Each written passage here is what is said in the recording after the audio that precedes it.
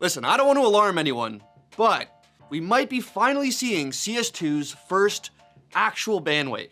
Like one where full rage hackers are getting hit by VAC. In some instances, almost entire hack v hack lobbies are getting banned. So this looks huge, but there is a lot of confusion about what exactly is happening. So let's talk about everything we know so far.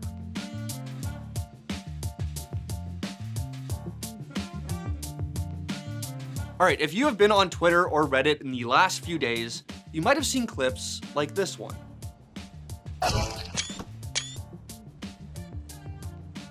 What the fuck? Oh, I'm about to get banned as well. Yes, your eyes do not deceive you.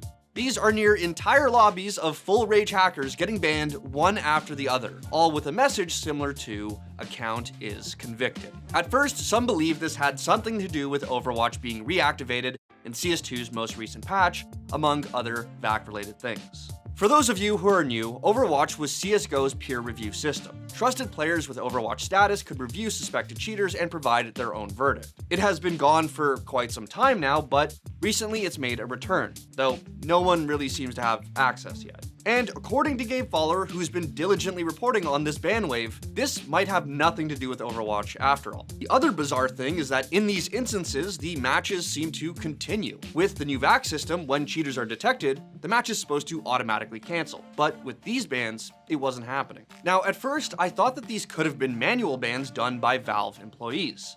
Maybe to show the community and cheaters that they still have power and are in control, they fucked around and banned a bunch of full rage hackers. But after speaking to the anti-cheat police department and GameFollower, that might not actually be the case. According to GameFollower, although this definitely isn't VAC Live or VAC Net, it still is most likely automatic detections. In his opinion, Valve must have made some tweaks to their server-side protection, so it was able to easily detect blatant full rage hackers. Why it wasn't working before, he's not too sure.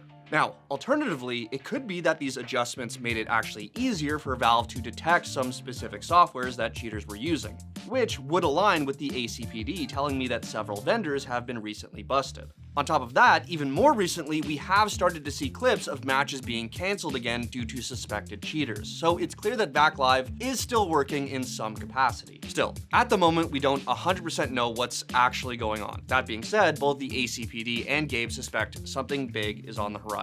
The first wave of bans apparently was a test run. The developers made sure there were no false positives and turned on the meat grinder at full power.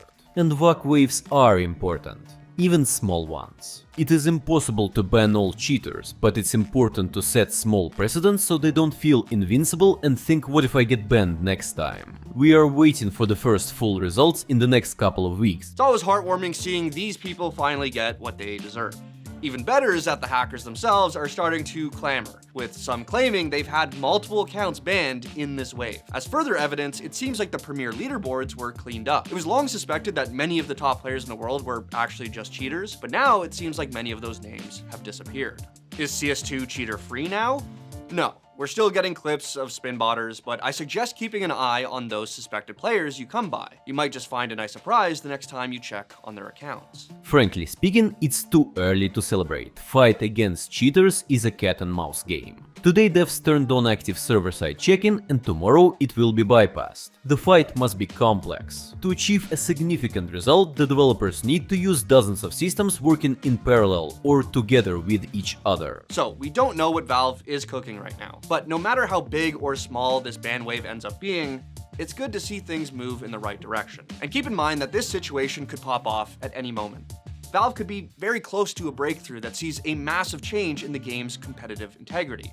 Or this could just be the devs showing everyone that they still exist by bringing home a small victory. Either way, I'm in talks with a lot of different people who are trying to get to the bottom of exactly what's going on. Until then, stay tuned, because this could be big. Depending on when you watch this, where you live, the Leafs might be going to Game 7, or this jersey will disappear until October. We hope for the best. Fuck Boston. Yeah, we expect the worst.